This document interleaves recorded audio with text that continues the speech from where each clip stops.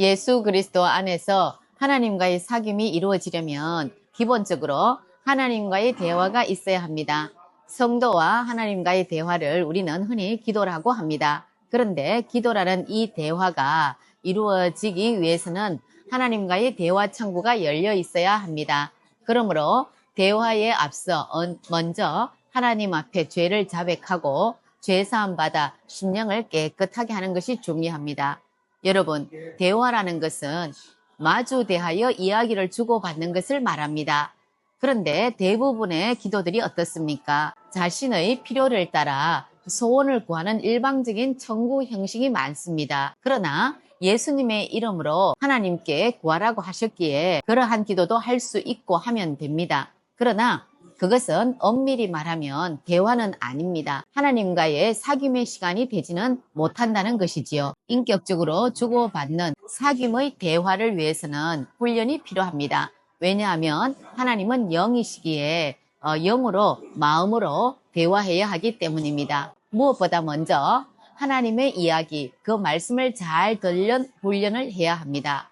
하나님의 말씀을 듣고자 할 때 하나님은 성령을 통해 성경 말씀을 생각나게 하는 방식으로 대화를 이끌어 가십니다. 왜냐하면 하나님의 말씀을 마음으로 영으로 들어야 하는데 우리가 죄로 인해 더럽혀지어 있기 때문에 참신이신 하나님이 자유롭게 이야기하시면 우리는 알아듣지를 못합니다. 그러므로 우리가 알아듣게 하시려고 이미 기록을 해둔 성경 말씀을 생각나게 하는 방식으로 대화를 해 주시는 것입니다. 사실 모세나 아브라함과 같은 이들은 그만큼 심령이 깨끗했었기 때문에 기록된 성경이 없었어도 더 자유롭게 영으로 많은 대화를 할 수 있었던 것을 볼 수 있습니다. 그러므로 심령의 정결함과 영적 훈련에 따라 좀 더 자유롭게 하나님과 대화할 수 있을 것입니다.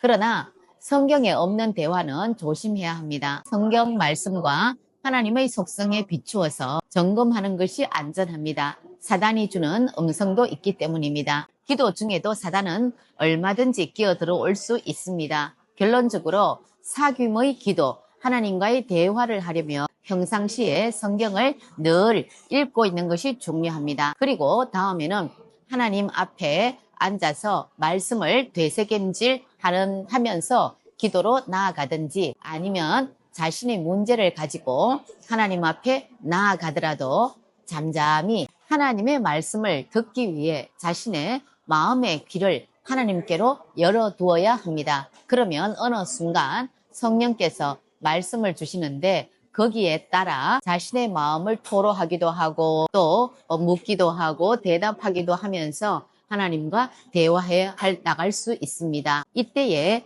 하나님께서 우리의 마음을 하나님의 뜻에 맞게 새롭게 조성해 주시기도 합니다. 소원을 비는 기도는 금방 끝이 납니다. 할 말이 없어서 또 하고 같은 말을 중언부언할 때도 있습니다. 그러나 마음으로 영으로 대화하는 기도는 하나님과 주고받으며 오래오래 기도할 수 있습니다. 그런 점에서 이 방언 기도가 유익하기도 합니다. 이렇게 하나님과의 대화를 많이 하면 하나님을 알아가고 관계가 친밀해집니다. 하나님과 친밀해지면 무엇을 구하는 것 때문이 아니라 하나님과 그냥 함께 있는 그 자체만으로 그저 기쁘고 행복하게 되지요. 하나님과 온전한 연합의 상태에 있게 됩니다. 이런 상태 속에서 우리는 주님은 나의 친구이십니다. 나의 사랑, 나의 신랑이십니다. 라고 노래할 수 있게 되는 것입니다. 사귐을 훈련하십시오. 하나님은 우리와의 사귐을 원하십니다. 그래서 하나님은 우리 인간을 하나님의 형상을 따라 창조하셨습니다. 성도들의 누림과 기쁨은 하나님과의 사귐의 정도에 달려 있습니다. 그리고 예수님처럼 하나님을 닮은 인격으로 변화되고 영적으로 성숙한 그리스도인이 되는 것 또한 하나님과의 사귐의 가장 많이 좌우합니다. 연합할 때 닮게 되니까요.